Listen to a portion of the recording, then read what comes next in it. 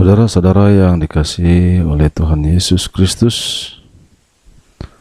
nats firman Tuhan dalam sermon ini tertulis dalam kitab Kolose pasal pertama ayat 15 sampai ayat 23. Begini firman yang tertulis: Ia adalah sumber Allah yang tidak kelihatan, yang sulung lebih utama dari segala yang diciptakan. Karena di dalam Dialah telah diciptakan segala sesuatu yang ada di sorga dan yang ada di bumi, yang kelihatan dan yang tidak kelihatan, baik singgasana maupun kerajaan, baik pemerintah maupun penguasa. Segala sesuatu diciptakan oleh Dia dan untuk Dia.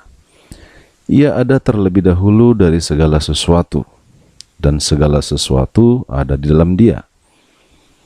Ialah kepada tubuh, yaitu jemaat. Ialah yang sulung, yang pertama bangkit dari antara orang mati, sehingga Ia yang lebih utama dalam segala sesuatu. Karena seluruh kepenuhan Allah berkenan diam di dalam Dia, dan oleh Dialah Ia memperdamaikan segala sesuatu dengan dirinya, baik yang ada di bumi maupun yang ada di sorga. Sesudah Ia mengadakan perdamaian oleh darah salib Kristus, juga kamu yang dahulu hidup jauh dari Allah, yang memusuhinya dalam hati dan pikiran seperti yang nyata dari perbuatanmu yang jahat, sekarang diperdamaikannya di dalam tubuh jasmani Kristus oleh kematiannya, untuk menempatkan kamu kudus dan tak bercela dan tak bercacat di hadapannya.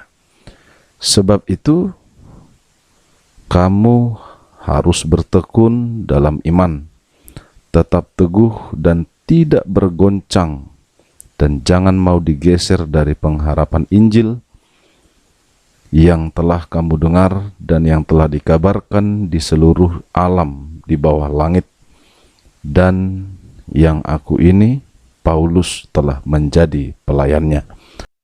Demikian nats firman Tuhan. Saudara-saudara yang dikasihi oleh Tuhan Yesus, dalam penafsiran disebutkan bahwa Paulus mendengar berita tentang jemaat Kolose melalui rekan sepelayanannya yang bernama Epaphras, yang datang mengunjunginya di penjara. Pada saat itu, jemaat Kolose harus menghadapi berbagai macam ajaran-ajaran sesat yang bersumber dari filsafat Yunani dan Yahudi. Salah satu ajaran yang terkenal adalah ajaran Gnostisisme. Pokok ajaran ini memandang Tuhan hanya sebagai sebuah dunia ide yang mutlak, di mana ciptaan merupakan materi yang telah rusak. Kedua hal ini tentu saja tidak dapat dipersatukan antara satu dengan yang lainnya. Hubungan di antara keduanya, ciptaan dan pencipta, telah terputus. Ciptaan hanya mampu mencapai Tuhan melalui pengetahuan atau gnosis saja. Ajaran ini sangat sulit untuk menerima Tuhan yang mutlak itu ada di dalam materi atau di dunia yang telah rusak.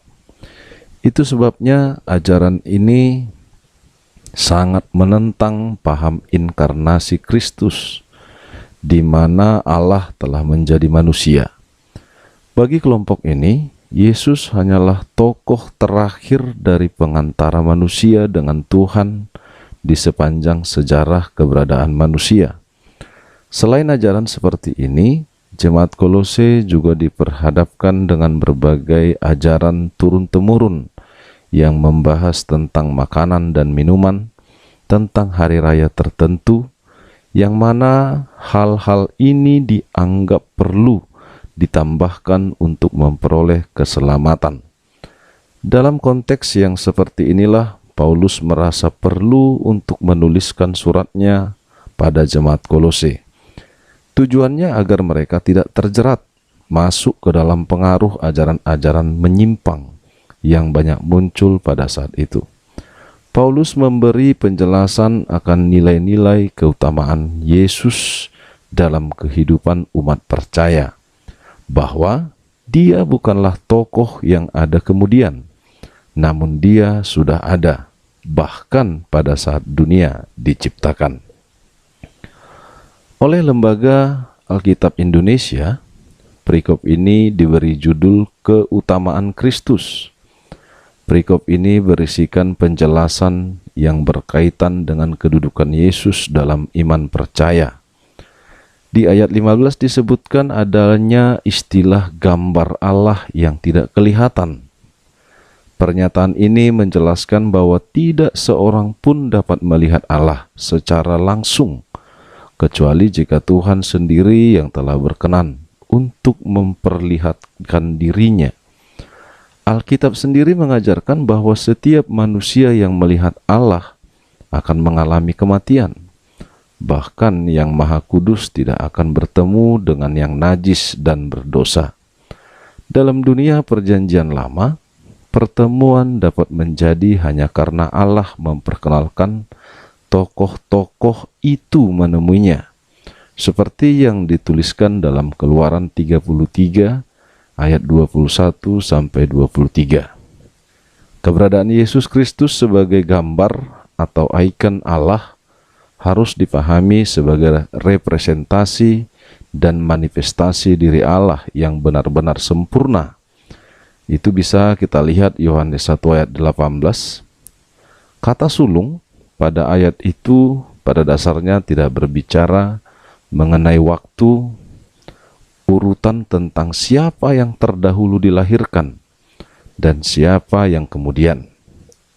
Kata itu justru berkaitan dengan supremasi keutamaan Yesus Kristus dari seluruh ciptaan lainnya. Hal ini berkaitan dengan nilai-nilai keutamaan dari Yesus.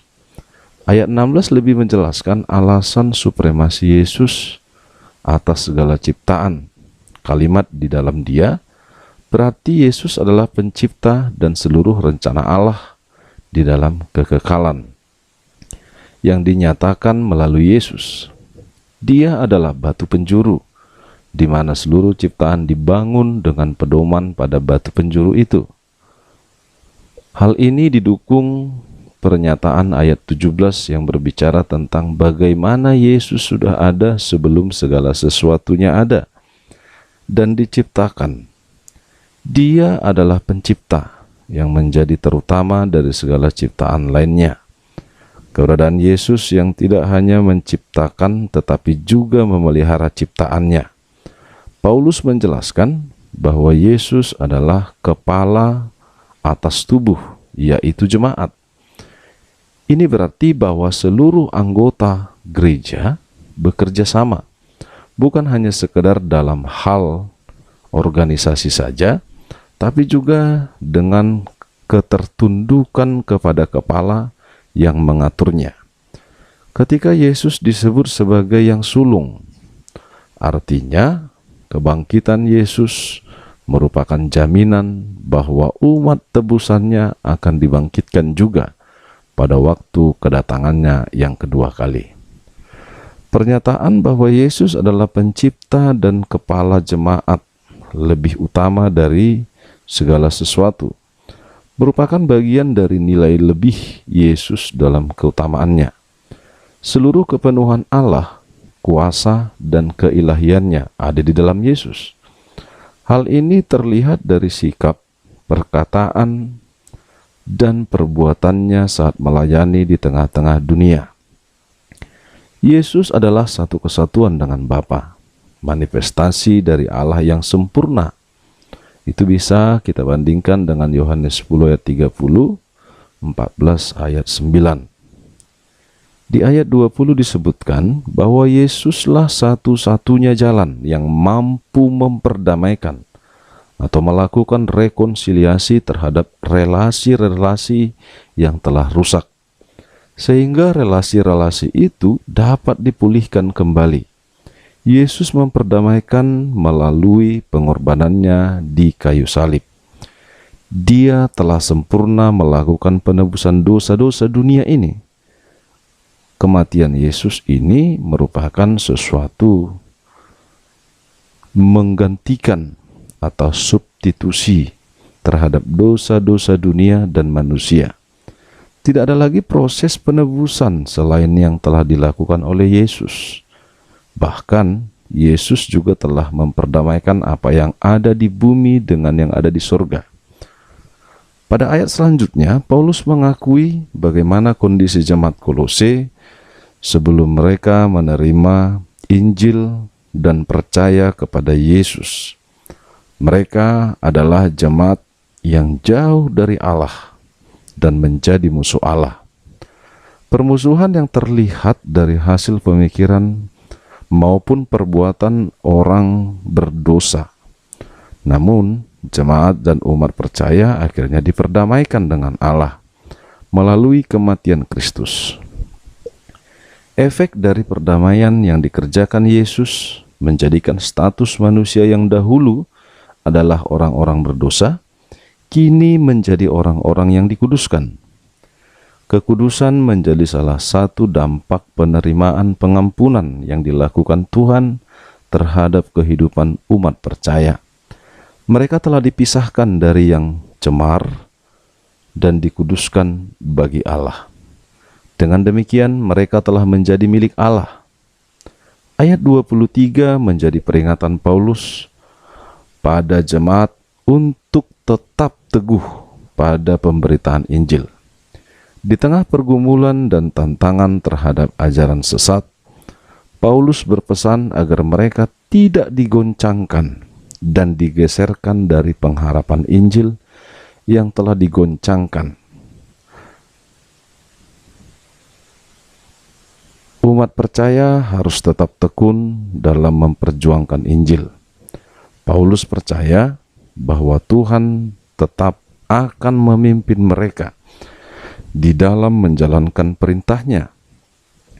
Orang yang telah menerima keselamatan adalah mereka yang selalu bersedia menyatakan iman percayanya dan tetap teguh terhadap perintah Tuhan. Saudara yang dikasihi oleh Tuhan Yesus Kristus, tujuan hidup kita sebagai orang percaya adalah tetap menjaga damai sejahtera yang telah diberikan oleh Tuhan pada kita. Dalam perikop ini, setidaknya ada 5 hal yang diungkapkan Paulus tentang Yesus Kristus. Kelima hal yang dimaksud adalah, yang pertama, Kristus adalah representasi dari Allah yang hidup. Kedua, Yesus adalah dikreasio atau pencipta. Segala sesuatu diciptakan oleh Dia dan untuk Dia. Ketiga, Yesus adalah kepala gereja, kepala dari tubuh atau jemaat. Yang keempat, Kristus adalah Allah sejati dan manusia sejati.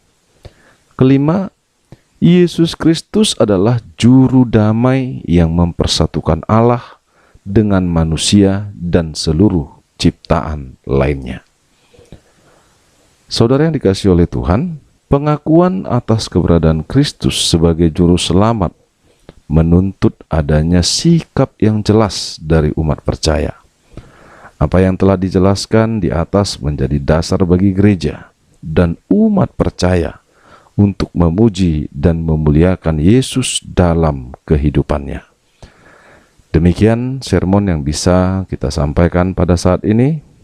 Kiranya bisa menjadi acuan iman kita dan juga sebagai dasar pelayanan kita menyampaikan firman Tuhan agar semakin banyak orang yang dipercaya.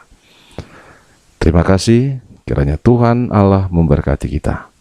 Shalom.